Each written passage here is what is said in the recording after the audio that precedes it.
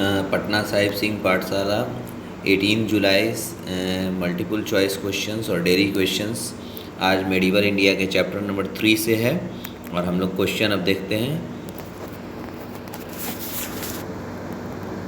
पहला क्वेश्चन है regarding main objects of administrative policy of the East India Company consider the following statements. तो पहला statements है to increase the company's profits, दूसरा to enhance the profitability of its Indian positions to Britain, third to maintain and strengthen British hold over India. Answers है A one statement is correct, B two statements are incorrect, C two statements are correct, D all statements are correct.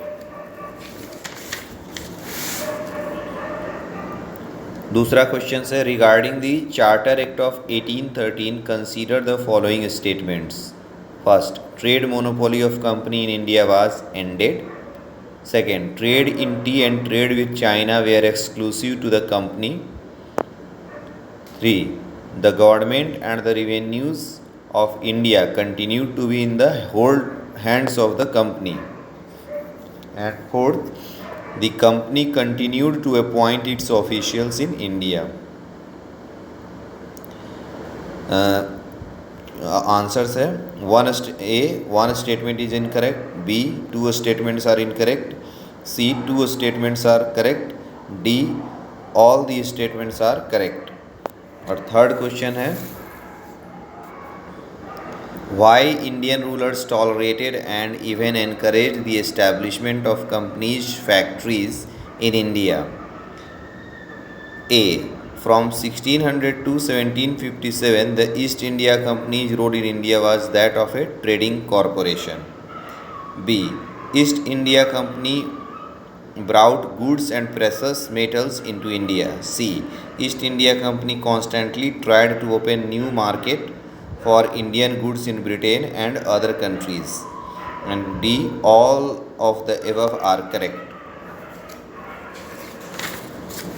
चौथा question है Consider the following statements. First, after the Battle of Plassey in 1757, the pattern of the company's commercial relations with India underwent a qualitative change. Second, after the Battle of Plassey in 1757, the company could use its political control over Bengal to acquire monopolistic control over Indian trade and production and to push its Indian trade. 3. It utilized the revenues of Bengal to finance its export of Indian goods. Fourth, the activity of company encouraged Indian manufacturers.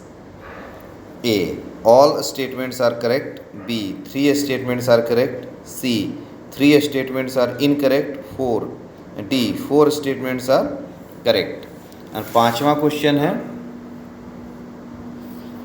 During the second half of the 18th century and the first few decades of the 19th century, Britain underwent profound social and economic transformation and British industry developed and expanded on the basis of 1. Modern machines, factory system, 3. Capitalism. Of the above 3, A. All statements are correct, B. 2 statements are correct, 3 statements are C. 3 statements are correct and D 1 statement is correct.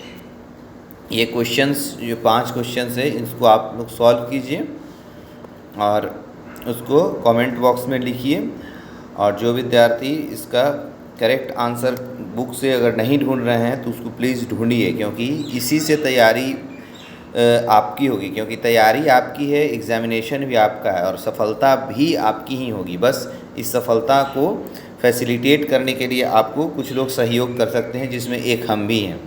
लेकिन question को solve करें और हम Saturday के night को 9 बजे इन सारे questions का आंसर हम यूट्यूब के माध्यम से अपलोड कर देंगे और व्हाट्सएप ग्रुप पर जो लोग हैं उनको भी हम कहेंगे। और बिहार हितैषी पुस्तकालय के जो भी स्टूडेंट्स हैं उनके लिए ख़ास तौर से ये है, आप इसको मिस नहीं करिए, क्योंकि आपको भविष्य में बहुत कुछ अच्छा करना है और आप लोगों के लिए ही ये हम स्पेसिफिकली बना रहे हैं। और इसलिए मेरे मेहनत का, मेरे तपस्या का भी सम्मान ज़रूर करिएगा आप लोग।